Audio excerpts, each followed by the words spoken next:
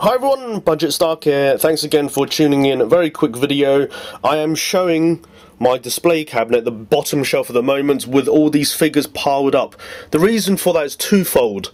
There's construction work on the upper floors in this area, which means there's a lot of vibrations. Anything which is not on a stand, like these crotch grabbing stands or resting stands,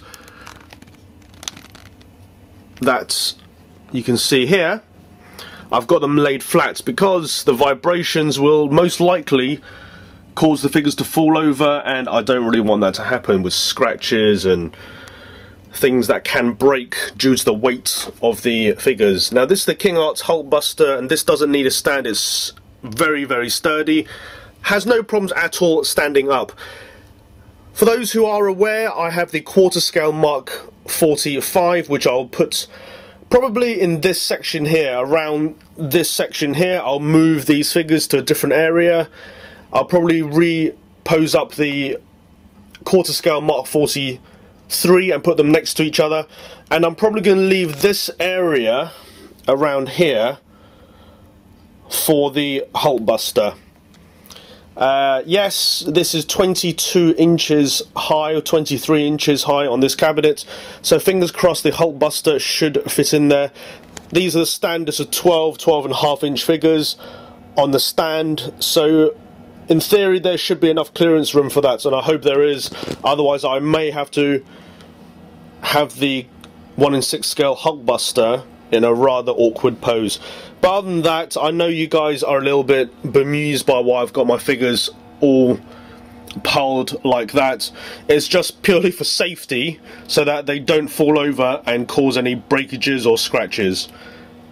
So let's check out the reposed up quarter scale Mark 43 and the 45 that I have, and I will be linking them up to the SOAP Reactor, so they're all on remote, and the light up features can switch on with a flick of the remote controller. I'm putting in the SOAP Reactor wires. For those who are not familiar with this, I've got a video on the SOAP Reactor that I did a long time ago, but very simply, instead of putting in batteries, you put in the adapter for the battery compartment. The wires go off to this, which is the SOAP Reactor itself. So when you plug in the SOAP Reactor, where you have all the sockets where these go in, plug it in like so, switch the power compartment on, and you get this remote control. And you just saw there, everything switched on. I can flick it here, if you watch this. Switches off, flick it on, there you go. So you can control how it switches on and off like that. And because this is all powered without batteries, you can have it nicely switch on and off from sitting in your chair and not having to fiddle about with it positioning, getting to the switches, etc. So this is made by SOAP Studio, and they've made this reactor for quite a while now. I use it in quite a lot of my figures, definitely in the quarter scale, because I won't be posing them up very often. So what you do is put all of these little power battery adapters into where the batteries would be, in the arms, legs, head, etc. And you get the light up features at a flick of a switch using the remote. And that's pretty much what I'm going to be doing, setting up this figure. I finally put in all the wires, and I've decided to use all 8 battery compartments. On my quarter scale Mark 43, I've only used 6. I didn't put any in the hand repulsors. I decided to for the 45 because I'm going to have him in like the heartbreaker pose, where he has both his repulsors almost firing from his center chest arc reactor.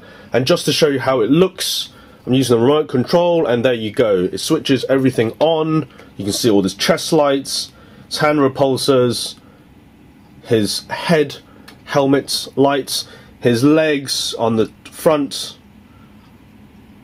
on the shin, on the thighs, etc. So that's all ready, and the last thing you need to do is pose him up, hide all the wires at the back, get him in the pose, and that's it. Job done. Let's switch this bad boy off. There you go. So nice and easy to use. I finally set up the quarter scale 45 and the 43. I've put in a few little bits of diorama, a couple of broken oil drums, the sentry arm and the heads. The drums help with obscuring the wires and also the SOAP reactors, so it's two-part there to add a little bit of diorama look, plus also hide some of the background wires, etc. I've got the cabinet lights off because I want to show off the extra features to begin with. So there you saw it switch on. You can switch it off with the remotes and then back on again, just like that. And as you can see, this pose is I'd call it the heartbreaker pose. I'll switch the cabinet lights on in a moment, but just wanted to show you a big difference you can see between the 43 and the 45. The leg section on the 45 is much more bright. The reason for this brighter look is because of these air flaps that have this blue illumination behind them. You can see here, whereas on the 45 there's only the inner calf there and the thigh section there. Hopefully you can see the difference there, but the top section is much brighter on the 45 than on the 43. So you have a difference there between the looks of them. Let me switch on the cabinet light so you can get a better overall view. As I mentioned a little bit earlier, this is on a 22-inch shelf and there's about 3 inches or so in terms of clearance, and they're standing not straight on the floor but very close to it, and the 43 has about 2.5–3 inches of clearance there, whereas the 45 is slightly legs bent in a repulsor chest blast pose, and so he has a little bit more clearance there. Fingers crossed the 1/6 scale Hulkbuster will fit in here, no problem. That's what I wanted to show you guys in terms of the quarter scale setup I have for the time being. Hope you enjoyed this quick video. Now let me switch off the lights. There you go.